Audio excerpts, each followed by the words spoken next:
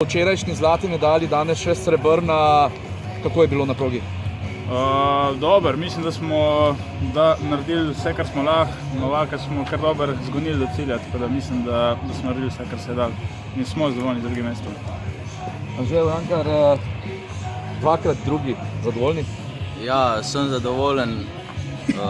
Danes smo dali vse od sebe in mislim, da je to najboljši rezultat, ki smo lahko dosegli. Čehi niso prav veliko vas prehiteli? Ja, smo kar zadovoljni, v bistvu smo mislili, da bomo bolj zadnji in smo res zadovoljni z rezultatom. Tu pa tudi Tim Novak, ki je imel verjetno največ dela, kajti v zadnjem trenutku ste izvedeli, da boste morali nastopiti. Nejc Žnidarčič je še vedno čutil bolečine. Ste bili pripravljeni na nastop? Ja, jaz sem vedel že od včeraj, da se lahko zgodi, da bom danes nastopil jaz.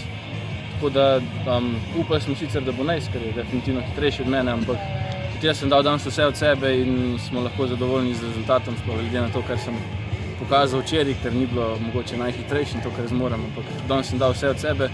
Tako da hvala Anžetu in Simonu za val, za to, da sta me spodbujala in srebrna kolajna, mislim, da je super danes. Ja, res, če pogledamo ostale rezultate na tistega tretjega tekmovalca znotraj reprezentanc, vsi so imeli veliko slabše rezultate, vi pa ste se zelo približali temu svojim rezultatom. Ja, definitivno.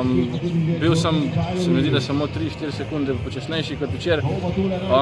Sploh glede na to, da je bil vodostaj danes precej nižji kot včeraj, se mi zdi to zelo dober rezultat in sem res dal vse od sebe na danes in nam je uspela dobra vožnja in mislim, da smo lahko zadovoljni.